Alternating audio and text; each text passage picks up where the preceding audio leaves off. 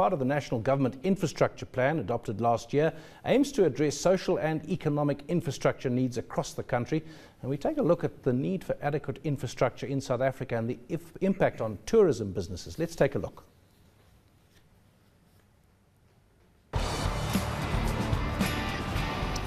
Well, we're not looking at what we thought we were going to be looking at. What we do welcome to the studio now, we've got Neil McWilliams from SHESHA TUKS, Matthew SLATER from Road Trip, and joining us on the line is Alison Brousseau, National Marketing and Franchise Manager from Goodfellas. So it sounds like 2 out of 3 it's drunk driving or avoiding drunk driving franchise, which is the safety thing. Let's get onto that little niche in the market in a moment. But Neil, perhaps just start off. SHESHA TUKS.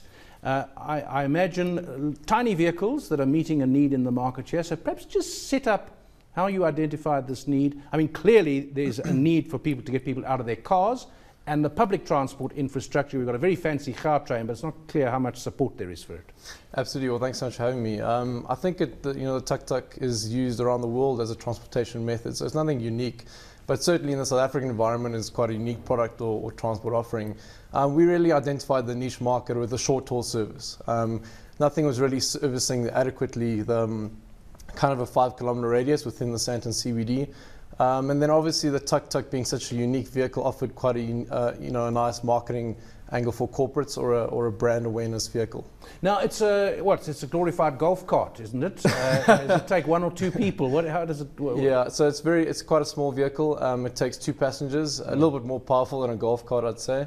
But that was always our intention. Nothing. It was always there for the short haul service. So what's short haul? Couple of kilometers? 3 or 4 kilometers or 5 kilometers, and nothing was really servicing that at a competitive price point.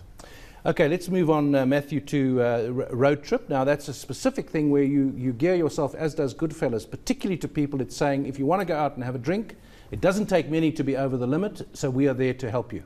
That's correct. We're a membership-based chauffeur service. We have other shuttle services as well, but the main service that we offer are chauffeur services, whereby one can become a member of our service and then call us and be driven home in their own vehicle from anywhere in our services operate in Johannesburg, Pretoria, Cape Town and Durban.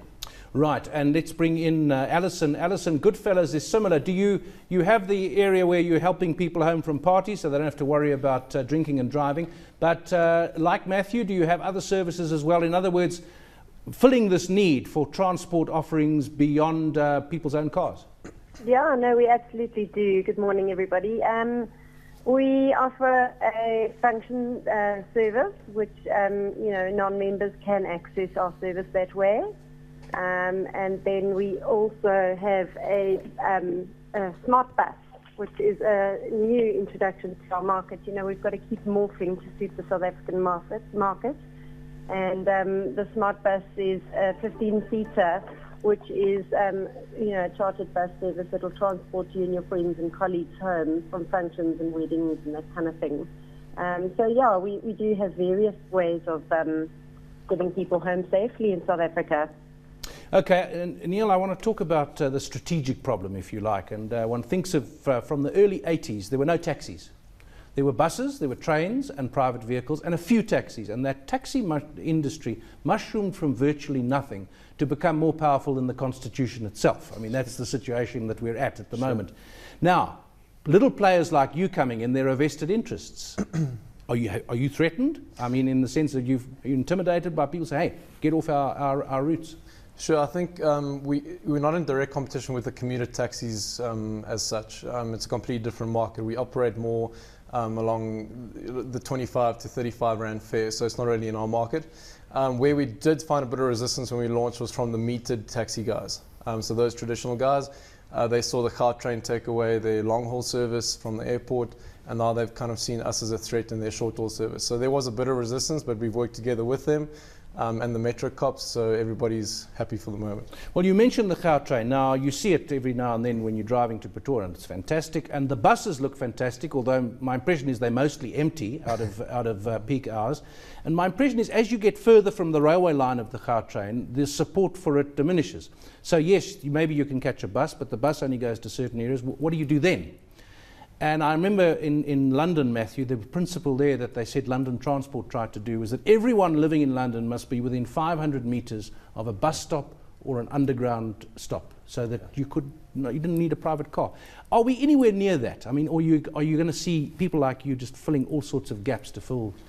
I think, in my opinion, especially in Gauteng versus a Cape Town, we look at our business, and we're a lot smaller in the Cape Town region versus the Johannesburg region, because I think the distances are far more vast, if you will. And I think that through players like ourselves, more players like ourselves, we are going to eventually get to the point where there's going to be multiple solutions in order to get from A to B. But I do believe at the moment that a service like ours is essential to have, because people in Johannesburg and Pretoria, they like to travel to go out for the evening, and 1 minute we can find ourselves in the likes of Parkhurst, and the next minute we're watching a game at Loftus, and you need a vast distance of travel. Alison, what's your sense of this market? I mean, you're in competition in one area of your business with Matthew, with Road Trip and Goodfellas. What's your sense of this, because what happened with the taxis was the guys who got in early obviously did very well, and then it became very competitive and cutthroat, often literally in that taxi business. Then that raises the question of regulation, and what's happened with the taxi business is that it's too big to regulate now, in effect. What about all these bits and pieces, companies like you which are taking niches?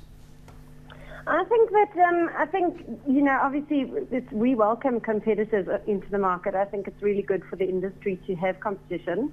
I think, there's a handful of companies who haven't taken the trouble to put their users first, and obviously they offer a gimmicky service. And so I think the general public needs to make really informed decisions, when making their service provider choice. I think that, as you say, South Africa is different to anywhere in Europe, because obviously we just don't have public service, facilities. And I think we need to, extend the services to the South Africans. Neil, I want you to wrap up here and just give me an idea of what we would like is to know all the services that the different people provide and put them in one booklet so that they're all together. I mean, in a sense, you're competing with each other, but it would also help you to cooperate. Absolutely. We're all in the transport business, and at the end of the day, it's going to take a private-public partnership to deliver to the consumers in South Africa. I think the problem is you don't know when the buses are going, you don't know when the municipal buses will support. I went into the Johannesburg municipal transport bus thing. They've got lots of route maps, but they don't tell you when the buses go. So I'm not sure how they expect you to catch the buses. That was Neil McWilliams, who's a shareholder in the SHESHA taxi service, Matthew SLATER, who's owner and managing director of Road Trip, and Alison Brousseau, national marketing and franchise manager at Goodfellas. Thanks for joining me.